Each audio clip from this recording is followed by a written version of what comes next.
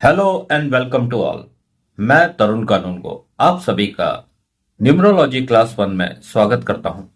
मैं अपने बारे में परिचय दे देता हूं। मेरा नाम तरुण कानून को है। मैं इंदौर शहर में रहता हूं और 2014 से मैं ऑकल्ट साइंस की फील्ड में हूं। पहले मैंने वास्तु किया, फिर मैंने न्यूमरोलॉजी सीखा, एस्ट्रोलॉजी सीखा और इसी तरह ऑकल्ट साइंस में मेरी नॉलेज जर्नी जारी है। क्योंकि न्यूमरोलॉजी में मेरा काफी अच्छा इंटरेस्ट रहा है, तो और मैंने इसे काफी डिटेल्स में स्टडी भी किया है। मैंने सोचा क्यों ना एक वीडियो कोर्स बना करके आप लोगों को दिया जाए, ताकि YouTube पे जो भ्रामक वीडियोस हैं, जो कहीं से भी उठा के कुछ भी जानकारी दी जा रही है, उससे आप लोगों को बचा सकूं और साथ ही आपको रियल नॉलेज दे सकूं न्यूमरोलॉजी का फ्रॉम स्क्रैच, मतलब फ्रॉम जीरो।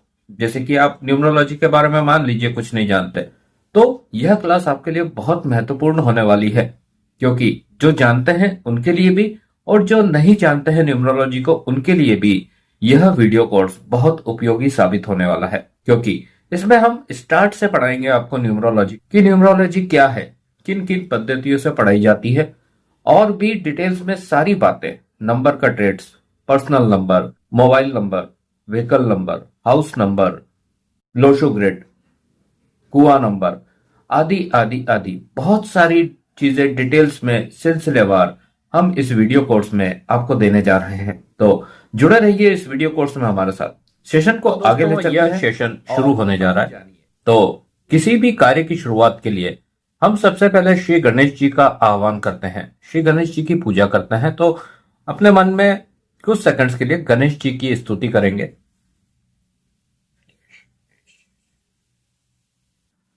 श्री गणेश हम सबकी बुद्धि को धार प्रदान करें और हमें इस ऑकल्ट साइंस की इस विद्या को सीखने में और मुझे सिखाने में मदद करें।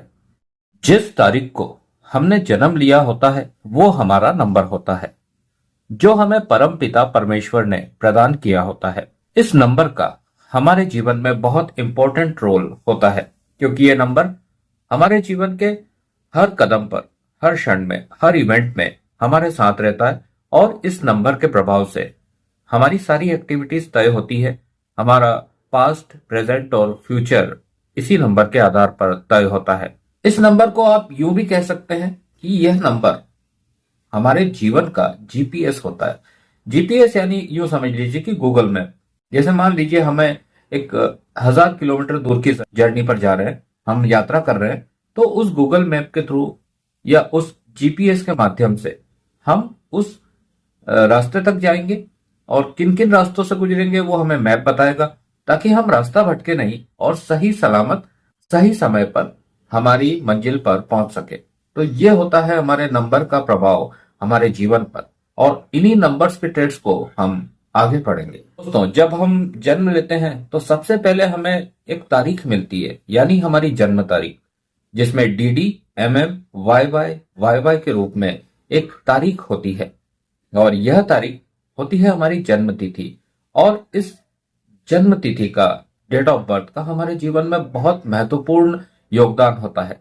इसमें आने वाले सभी नंबर्स का हमारे जीवन में बहुत महत्वपूर्ण रोल होता है।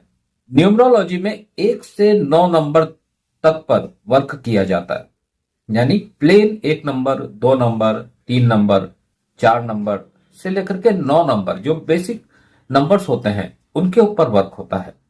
हमारी जन्म तिथि में आए हुए अंकों के आधार पर हम खुद के या किसी भी जातक के जीवन के पास्ट, प्रेजेंट और फ्यूचर को प्रिडिक्ट कर सकते हैं। यानी न्यूमरोलॉजी की मदद से हम सिर्फ जन्म तिथि को लेकर के एक जातक की जीवन की पूरी कुंडली बना सकते हैं। इसे न्यूमरो कुंडली कहते हैं, इसे न्यूमरो बर्थ चार्ट कहते हैं।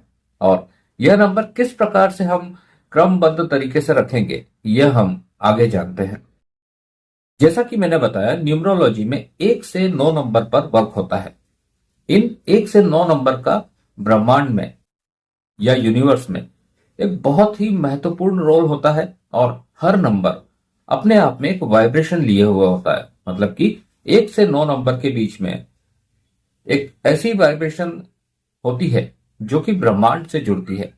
यही 1 से 9 नंबर के पीछे का राज होता है। अब हम देखेंगे कि ये नंबर किस प्रकार काम करते हैं न्यूमरोलॉजी में। ये बहुत ही सिंपल, बहुत ही आसान साइंस है, जिसे समझना भी आसान है और इसके आधार पर किसी भी जातक का या खुद की लाइफ का प्रिडिक्शन करना भी बहुत आसान है। हम सिलसिलेवार आपको एक एक चीज बताएंगे डिटेल्स में, विस्तृत तरीके से, ताकि आपके समझ में अच्छे से आ जाए। ये कोई फेक नॉलेज नहीं है, ये कोई फेक विद्या नहीं है, ये वाकई ब्रह्मांड से आई हुई एक ऐसी विद्या है जिसके आधार पर, जिसके कैलकुलेशन से आप अपने जीवन में बहुत कुछ हासिल कर सकते हैं और साथ ही दूसरों के जीवन में भी प्रकाश फैला सकते हैं। अब हम जानेंगे कि न्यूमरोलॉजी को पढ़ने या पढ़ाने की क्या क्या पद्धतियां होती हैं।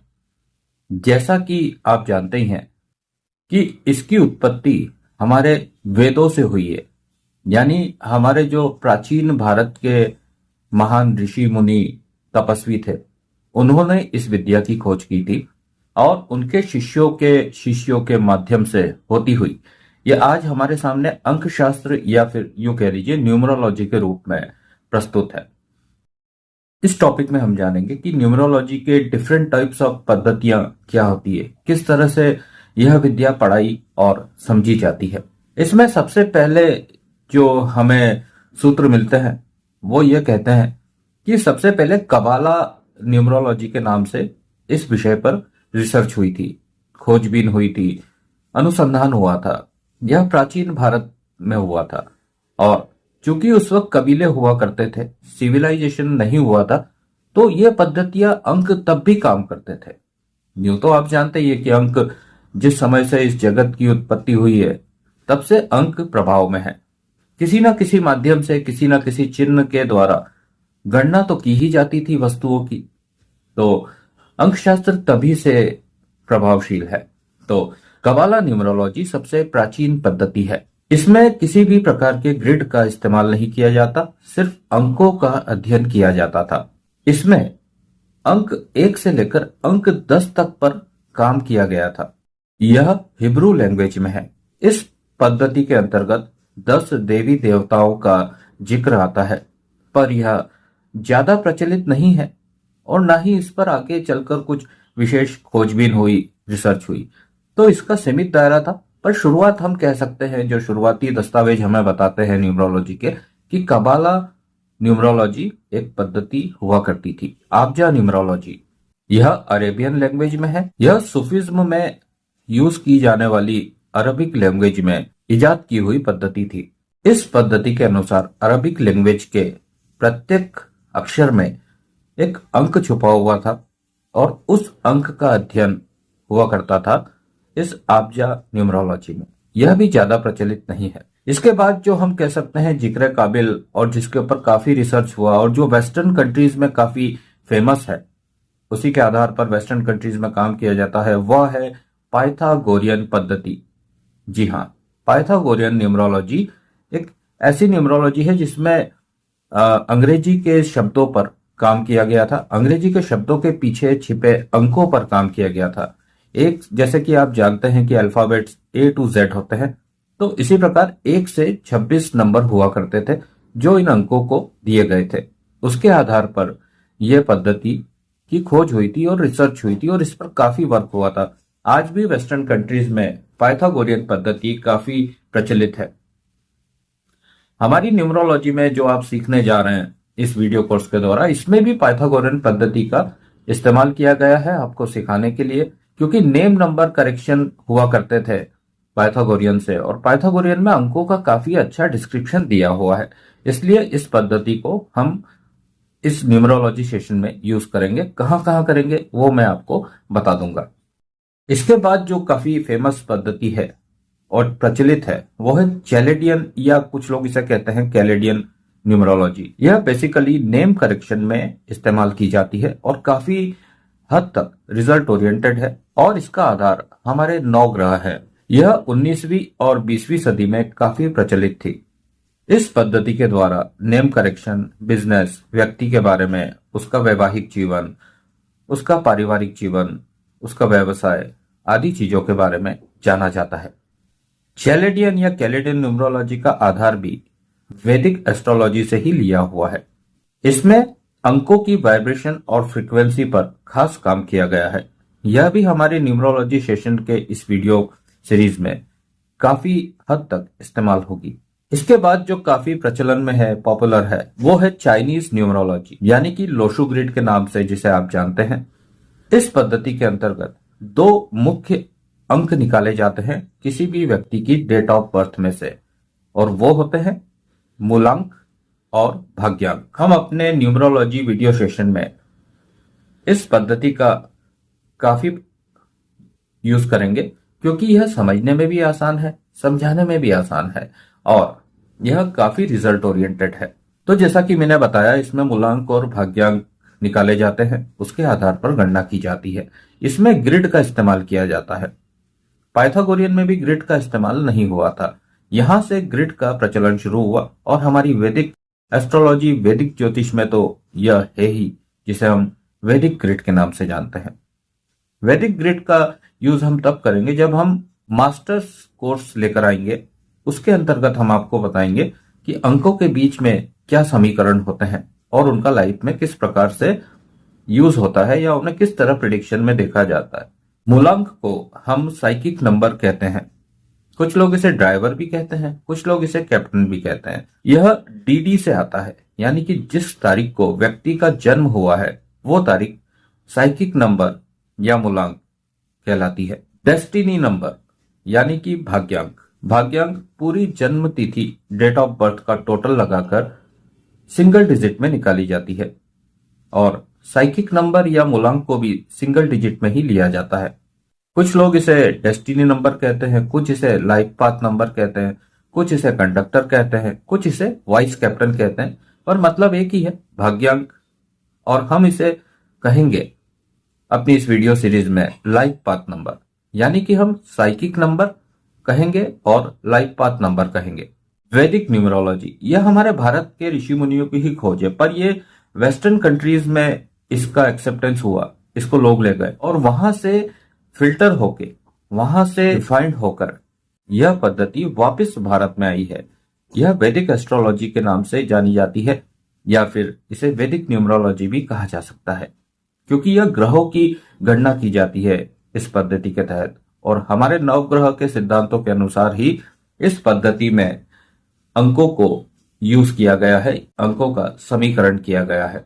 वैदिक न्यूमरोलॉजी में ग्रिड तो इस्तेमाल होती ही है, जो कि वैदिक ग्रिड कहलाती है। साथ ही इसमें ग्रहों की दशा, अंतरदशा, महादशा, प्रत्यंतर दशा भी यूज की जाती है, अच्छी गणना करने के लिए, अच्छा प्रिडिक्शन करने के लिए, अच्छा एनालिसिस करने के लिए। तो हम अपने इस न्यूमरोलॉजी सेशन में, अपनी इस न्यूमरोलॉजी की वीडियो क्लासेस में जिन पद्धतियों का इस्तेमाल करेंगे वो इस प्रकार है: चाइनीज न्यूमरोलॉजी, पाइथागोरियन न्यूमरोलॉजी, वैदिक न्यूमरोलॉजी और चैलेडियन या कैलेडियन न्यूमरोलॉजी के आधार पर हम अंकों की गणना करेंगे, अंकों का एनालिसिस करेंगे, प्रिडिक्शन करना सिखाएंगे, और काफी डिटेल्स में आपको इस बारे में बताएंगे। 1 से लेकर 9 नंबर तक के जो अंक होते हैं, यह हमारे सौर मंडल से जुड़े हुए ग्रहों के प्रभावित होते हैं। जैसे कि 1 नंबर, यह सूर्य ग्रह से प्रभावित नंबर है। 2 नंबर, यह चंद्र ग्रह का नंबर है। 3 नंबर, यह गुरु यानी बृहस्पति ग्रह का नंबर है। 4, यह राहु का नंबर है। 5, यह बुध का नंबर है, मरकरी। 6, यह वीनस का नंबर है, शुक्र। 7, यह केतु का नंबर है। 8, यह शनिदेव का नंबर है, शनिश्चर का नंबर है। 9, यह मंगल का नंबर है। जैसा कि आप जानते हैं, हमारे वैदिक एस्ट्रोलॉजी में इन्हीं 9 ग्रहों के आधार पर पूरा ज्ञान दिया गया है। इसी के ऊपर आधारित है हमारी वैदिक एस्ट्रोलॉजी, और वैदिक एस्ट्रोलॉजी की ही एक ब्रांच है न्यूमरोलॉजी। तो अब हम जान चुके हैं जैसे 9 ग्रह हैं हमारे सौर मंडल में, और 1 से 9 नंबर हमारे न्यूमरोलॉजी में है। तो 1 से लेकर के 9 नंबर ग्रहों को रिप्रेजेंट करते हैं, मतलब ग्रहों के रिप्रेजेंटेटिव हैं ये 1 से लेकर के 9 नंबर तक। अब आप जान चुके हैं कि 1 से 9 नंबर के पीछे कौन कौन ग्रह जुड़े हुए हैं। तो यह 1 से 9 नंबर को हम किस प्रकार स्टडी करेंगे, तो इसके लिए हम ग्रिड्स का इस्तेमाल करते हैं, जिसे हम न्यूमरो चार्ट कहते हैं, या जिसे हम न्यूमरो बर्थ चार्ट कह सकते हैं, या न्यूमरो कुंडली कह सकते हैं। इसमें हम दो तरह की ग्रिड इस्तेमाल करते हैं। पहली ग्रिड होती है लोशो ग्रिड, यह चाइना से है, और दूसरी ग्रिड है हमारी वैदिक एस्ट्रोलॉजी, वैदिक ज्योतिष से आई हुई वैदिक ग्रिड। तो लोशो ग्रिड और वैदिक ग्रिड सबसे ज्यादा पॉपुलर ग्रिड्स हैं, जिनमें नंबर्स फिट करके अकॉर्डिंगली हम प्रिडिक्शन करते हैं। तो आइए हम लोशो ग्रिड पर काम शुरू करते हैं। लोशो ग्रिड पर इसलिए क्योंकि इसे समझना बहुत आसान है, यह बहुत ही प्रैक्टिकल है और रिजल्ट ओरिएंटेड है। तो अब हम समझते हैं लोशो ग्रिड क्या है और इसकी उत्पत्ति कैसे हुई। एक कहानी प्रचलित है चाइना में कि लोशो ग्रिड जो है वो लो नदी है चीन में, वहां पर बाढ़ आई हुई थी। वहां के सम्राट एक उस बाढ़ के किनारे, नदी में बाढ़ आई हुई थी, उस नदी के किनारे बैठे हुए थे और देख रहे थे कि भाई मेरी प्रजा बहुत परेशान है और ये बाढ़ अचानक आ गई है इतनी, तो मैं इस प्राकृतिक आपदा से कैसे अपनी प्रजा को बचाऊं। तभी उनकी निगाह एक कछुए पर पड़ी जो कि उस जल में बह रहा था। वो जल में बहते बहते किनारे पर आ गया। जब राजा ने और उनके साथ जो लोग थे उन्होंने उस कछुए को देखा, तो उन्होंने पाया कि कछुए की जो शेल होती है, जो कठोर हिस्सा होता है, उस पर एक ग्रिड बनी हुई है। यह ग्रिड 3x3 का बॉक्स था, मतलब एक स्क्वायर, और उसमें 3 लेयर्स थी। टोटल 9 बॉक्सेस इस ग्रिड में थे या स्क्वायर में थे।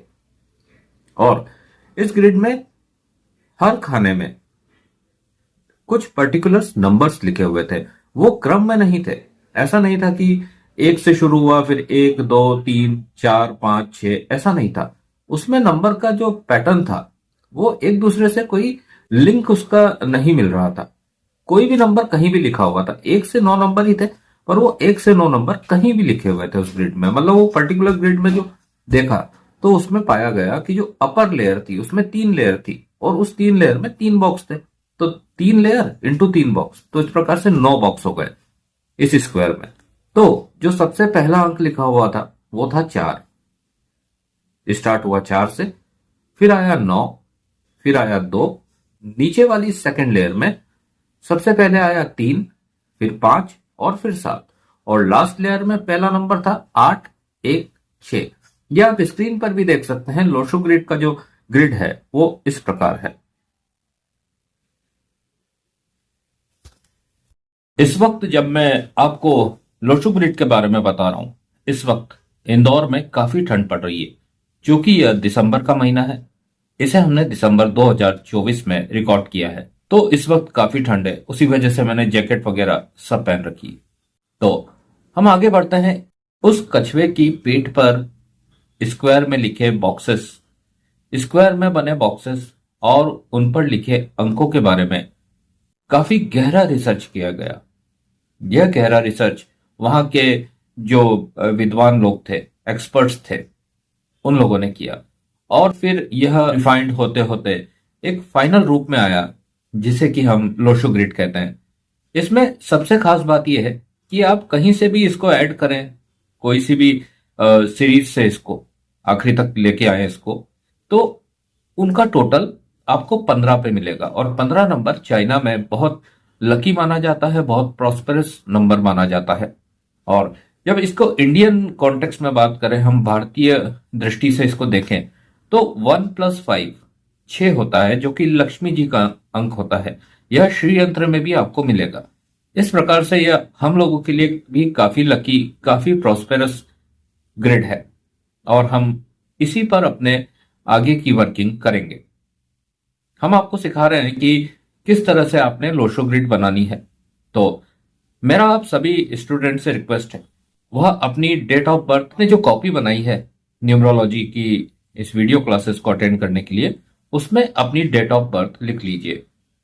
DD MM YY YY में अगर मान लीजिए सिंगल अंक आ रहा है, जैसे कि 5 जनवरी, तो इसको लिखना है 05 01 और जो भी ईयर आपका है, इस प्रकार से। मतलब 0 को भी स्थान देना है, उसे खाली नहीं छोड़ना है। तो यह टोटल 8 डिजिट्स में आना चाहिए, भले ही उसमें 0 भी हो तो भी कोई बात नहीं, हम इसे 8 डिजिट में ही लिखेंगे। अब हम इसमें निकालेंगे अपना साइकिक नंबर। तो साइकिक नंबर इस प्रकार निकालेंगे। इसके बाद हम निकालेंगे लाइफ पाथ नंबर। इसमें हम अपनी डेट ऑफ बर्थ में अपनी डेट ऑफ बर्थ में दिए हुए अंकों का टोटल करेंगे।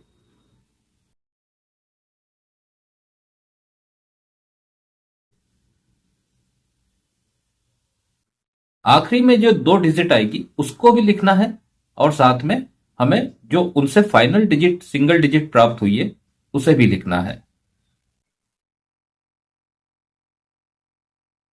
तो इस प्रकार हमारा साइकिक नंबर और लाइफ पाथ नंबर हमने डेट ऑफ बर्थ से निकाल लिया है। अब आगे बढ़ते हैं। एक लोशु ग्रिड बना करके, स्टैंडर्ड लोशु ग्रिड बना करके आपको हमेशा अपने साथ रखना है, और जब हम इस ग्रिड में इन नंबर्स को भरेंगे तो उसे अपने सामने ही रखना है। लोशु ग्रिड में आए प्रत्येक नंबर्स की अपनी पावर होती है, अपना वाइब्रेशन होता है। ये सभी नंबर न्यूट्रल होते हैं, यानी ना अच्छे होते हैं ना खराब होते हैं। हर नंबर अपनी पावर लेकर आता है, जिससे हमारी लाइफ में इवेंट्स, घटनाएं, दुर्घटनाएं आदि घटित होती है। प्रत्येक अंक अपने आप में चुनौती लिए होता है।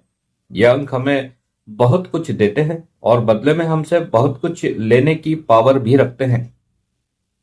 इन 9 नंबर्स के माध्यम से स्वयं की और अन्य लोगों की पर्सनालिटी हम जान सकते हैं। हमारे एवं दूसरों के जीवन में घटित होने वाली हर अच्छी और बुरी घटनाओं को जान समझ सकते हैं। इन्हीं अंकों के माध्यम से हम पिछली सदियों में हुई प्रत्येक घटनाओं का विश्लेषण करके समझ और जान सकते हैं कि उस वक्त, उस वर्ष, उस शताब्दी में उन घटनाओं के पीछे कारक तत्व क्या थे। उस काल में जो लोग जन्म लेकर अपना कार्य करके जा चुके हैं, उन कार्यों के पीछे अंकों का खेल जो परमपिता विधाता ने रचा, उसे कुछ हद तक समझ सकते हैं, जान सकते हैं। साथ ही आने वाली कई शताब्दियों तक जो विधान विधाता ने रच रखा है, उसे समझ सकते हैं, जान सकते हैं। 1 से लेकर 9 अंक एक विशेष ग्रह से जुड़े हुए हैं, यानी हमारे सौर मंडल के 9 ग्रह इन 9 नंबर के साथ जुड़े हुए हैं। यह ग्रह है, 1 नंबर सूर्य को रिप्रेजेंट करता है, 2 चंद्र को रिप्रेजेंट करता है, 3 गुरु को रिप्रेजेंट करता है, 4 राहु को रिप्रेजेंट करता है, 5 बुध को रिप्रेजेंट करता है, 6 शुक्र को रिप्रेजेंट करता है, 7 केतु को रिप्रेजेंट करता है, 8 शनि को और 9 मंगल को। वैसे आप साथ में चलते चलते लोशु ग्रिड बनाना सीख लीजिए और अपनी डेट ऑफ बर्थ को उसमें फील करना सीख लीजिए। साइकिक नंबर निकाल कर रख लीजिए, लाइफ पाथ नंबर निकाल कर रख लीजिए। फिर हम इन नंबर्स को लोशु ग्रिड में फिलअप करेंगे। और आप नोट्स के बारे में निश्चिंत रहें, पीडीएफ फाइल के माध्यम से इनके नोट्स आप तक पहुंच जाएंगे। हम कोर्स में जो भी सिखा रहे हैं, आप एक कॉपी बना के रखिए, और हमेशा जब भी इस क्लास की रिकॉर्डिंग सुने तो अपने साथ कॉपी और पेन रखिए और साथ साथ प्रैक्टिस करते चलिए। इससे समझना आसान हो जाएगा। आइए एक लोशु ग्रिड बनाते हैं अपनी कॉपी में, और 9 बॉक्सेस में इस प्रकार से हम नंबर्स फिल कर लेंगे।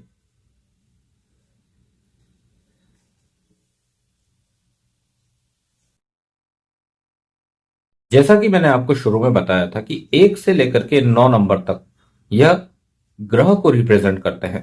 तो हम नंबर्स लिखते हैं इस प्रकार, और नंबर के आगे उस ग्रह को लिख लेते हैं।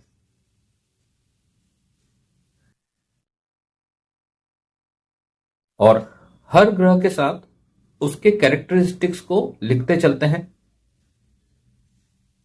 इससे हमें यह पता लगेगा कि पर्टिकुलर नंबर पे क्या चीजें आती हैं, वह पर्टिकुलर नंबर किन चीजों का कारक है।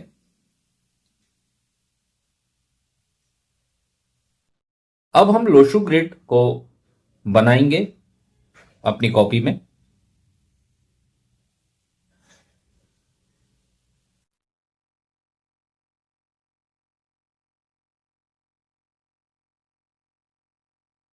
इसमें दिए हुए हर अंक की एक दिशा होती है, तो हम सबसे पहले दिशा समझ लेते हैं, कौन से अंक की कौन सी दिशा है।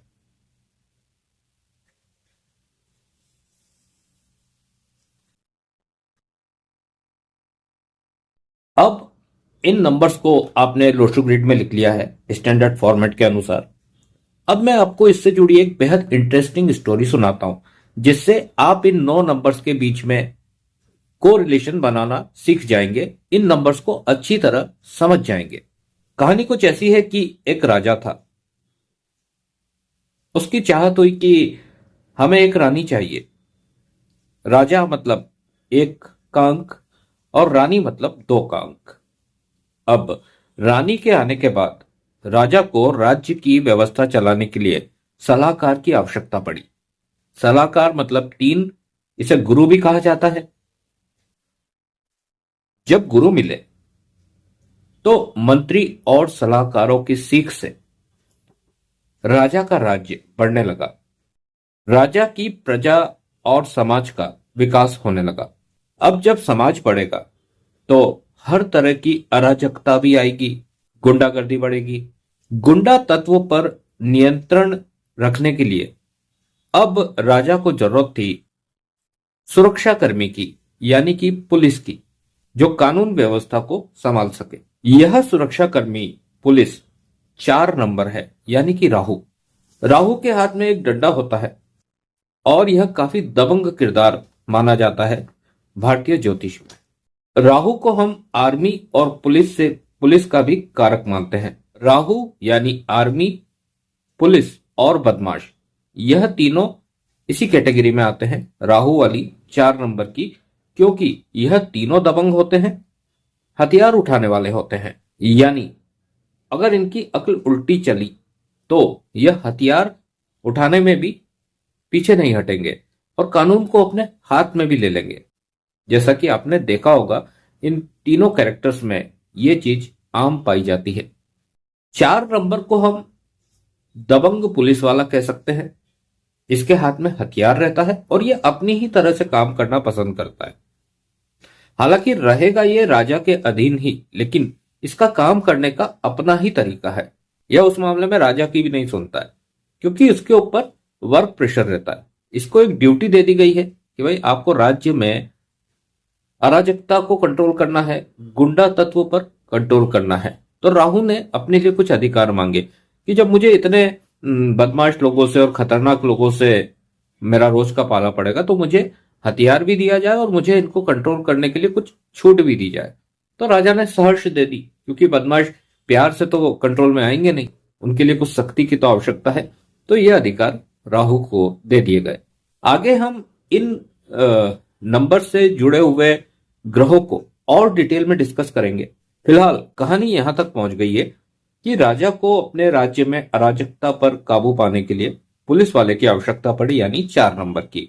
अब राजा के राज्य में काफी हद तक चीजें कंट्रोल में आ गई। राज्य अच्छा चल रहा था। मंत्री और सलाहकार राजा को सलाह दे रहे थे, राजा रानी सुख से रह रहे थे। अब इनको अपना राज्य बढ़ाना था, तो इनको संतान का सुख मिलना था। तो इनकी संतान के रूप में राजकुमार आया। राजकुमार यानी बुध। बुध को भारतीय ज्योतिष में राजकुमार कहा जाता है और बुध का अंक न्यूमरोलॉजी में 5 है, यानी 5 का अंक राजकुमार को, प्रिंस को, बुध को रिप्रेजेंट करता है। यह सेंटर में आता है। राज्य की व्यवस्था अच्छी चलने लगी। मंत्री, सलाहकार और 4 नंबर पुलिस वाले अपना कार्य अच्छी तरीके से कर रहे थे। राजा रानी भी अपनी लाइफ को एंजॉय कर रहे थे। तो इस एंजॉयमेंट को बढ़ाने के लिए इन्हें अब भोग विलास और सुख सुविधा में जाना हुआ। सुख सुविधा की तरफ आकर्षित हुए राजा और रानी, क्योंकि अब कुछ सुख तो चाहिए जीवन में। यही सब रोजमर्रा की जो चीजें चल रही है, उसके अलावा उससे अलग हटके रिलैक्सेशन के लिए। तो यहां पे एंट्री हुई 6 नंबर की। 6 यानी शुक्राचार्य। और शुक्र किस चीज के कारक है?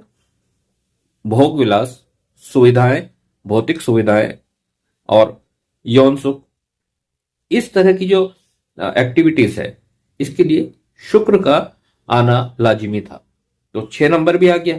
6 नंबर में भोग विलास, मनोरंजन, संगीत, कलाकार, नर्तकी, मदिरापान आदि चीजें आती हैं और इनका कारक शुक्र होता है, यानी कि अंक 6। अब राज्य में एक दिन भ्रमण करता हुआ साधक आया। साधक यानी साधु। राजा को हीलर की भी आवश्यकता थी अपने राज्य में। 7 नंबर और 3 नंबर दोनों ज्ञानी होते हैं। 3 नंबर गुरु को रिप्रेजेंट करता है और 7 नंबर केतु को।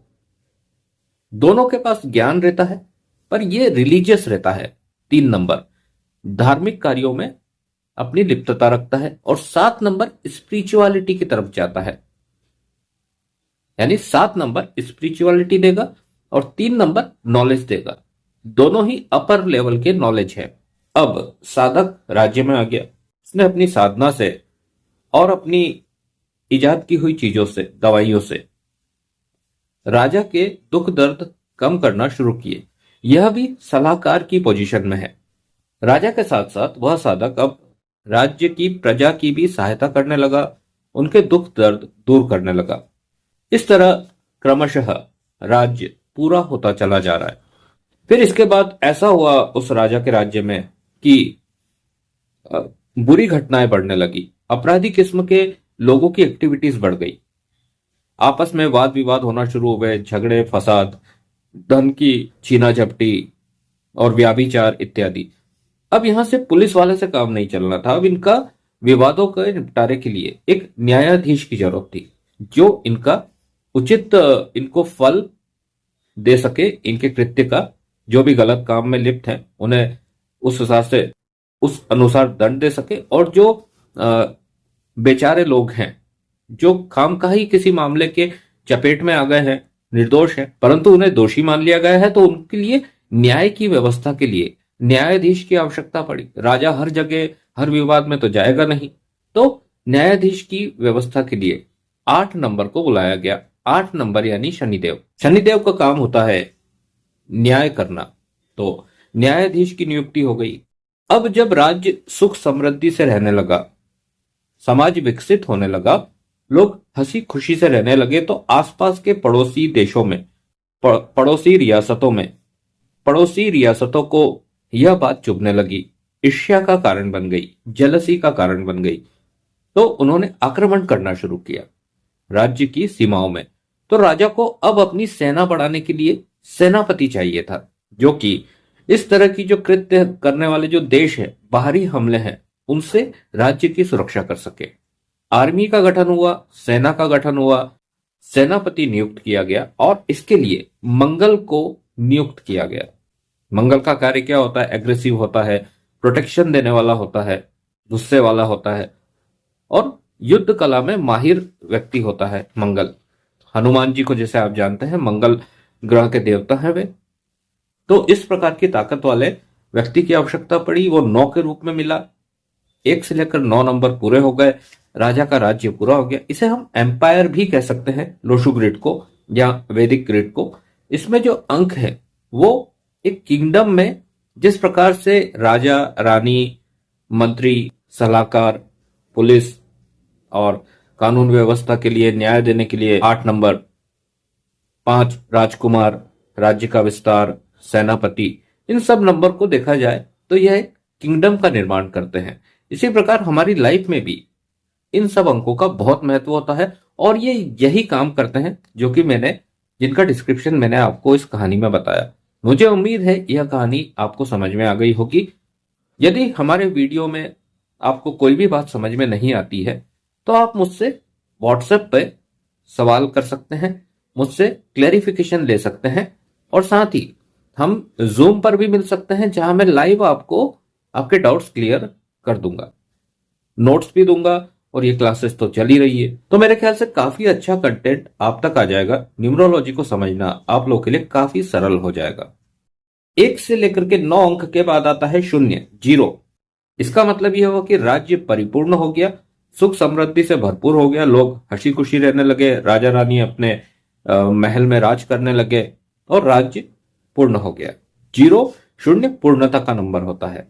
हालांकि न्यूमरोलॉजी में 0 की कोई वैल्यू नहीं होती। इसको जब हम लाइफ पाथ नंबर निकालते हैं तो 0 को एडिशन में जरूर रखते हैं, पर चूंकि कोई वैल्यू नहीं है तो 0 + 1 एक ही होगी, वैल्यू 1 ही होगी। इस प्रकार से हम 0 का स्थान है। तो आज की क्लास हम यहीं समाप्त करते हैं। क्लास नंबर 1 यहीं तक है। अगली क्लास, इससे नेक्स्ट क्लास यानी क्लास नंबर 2 बहुत ही इंपॉर्टेंट होने वाली है। उसमें हम आपको बताएंगे, क्लास 2 में हम लोशो ग्रिड पर प्रैक्टिकल वर्क करेंगे। इसके लिए सभी स्टूडेंट्स से मेरा यह कहना है कि आप अपनी डेट ऑफ बर्थ में से साइकिक नंबर और लाइफ पाथ नंबर निकाल के रखिएगा, जो प्रोसेस हमने आज के वीडियो में बताया है क्लास 1 में। इसके अलावा हम आपको वो खास रूल्स बताएंगे जो ग्रिड में नंबर्स फिल करते वक्त हमें ध्यान में रखना है। इसके बाद हम आपको सिखाएंगे कुआ नंबर कैसे निकाला जाता है। कुआ नंबर यानी कि एंजल नंबर, हमारा लक नंबर, हमारा लकी नंबर, और उसको कैसे यूज करना है वो बताएंगे। इसी प्रकार आगे क्लासेस में बहुत अच्छी अच्छी चीजें जो आपको और कहीं देखने, सीखने, सुनने को नहीं मिलेगी, वो सारी बातें हम आपको अपनी इस न्यूमरोलॉजी वीडियो क्लास में बताएंगे। प्रैक्टिस करते रहिए। अभी आप टोटल करके किसी भी रैंडमली किसी की भी डेट ऑफ बर्थ लेके उसमें साइकिक नंबर और लाइफ पाथ नंबर पे अपनी प्रैक्टिस कीजिए, उन्हें निकालना सीखिए। Thank you.